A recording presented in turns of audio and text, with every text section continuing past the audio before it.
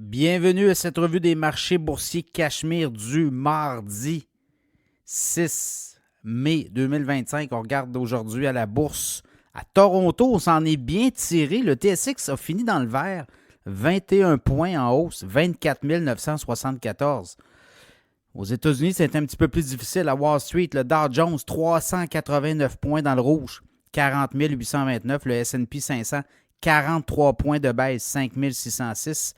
Le Nasdaq, 154 points à la baisse, 17 689.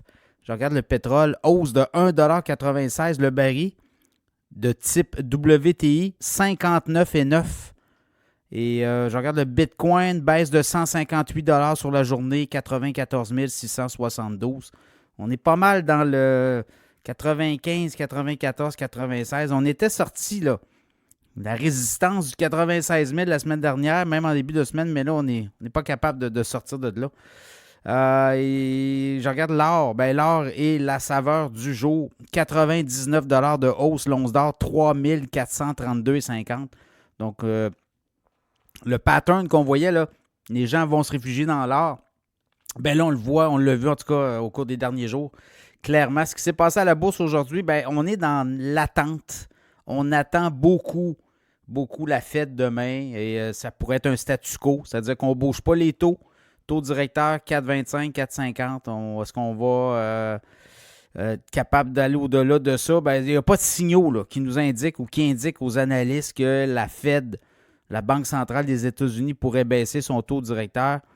Elle pourrait le faire, mais je pense qu'elle attend encore des signaux et ça serait peut-être plus en juin qu'on pourrait commencer à baisser les taux. Donc voilà, si je regarde au niveau des obligataires, les 10 ans obligataires américains, ça s'est un petit peu détendu. 4,31, on est à 4,35.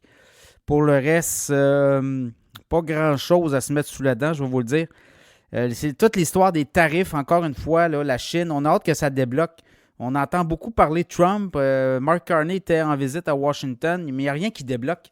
Donc là, si on a des nouvelles, si on est capable d'arriver à quelque chose de concret, bien là, ça pourrait être intéressant pour les marchés boursiers, les analystes, parce que là, on ne voit rien se dégager. Le Japon, l'Inde, on entend beaucoup de choses. La Chine, les tarifs de 145 %. Chaque journée qui passe pourrait faire mal à l'économie américaine. Tesla, les ventes de voitures en Allemagne, notamment, ont chuté de 46 % sur le mois d'avril, donc année sur année, mois sur mois, année sur année. Voilà, Mattel a rebondi, DoorDash plonge de 7,4 %.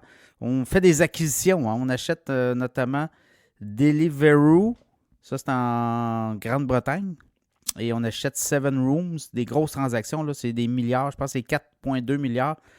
Donc ça inquiète un peu les investisseurs. En tout cas, c'est des bouchées importantes à digérer.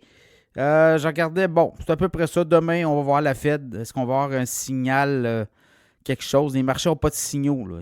C'est comme flat un peu.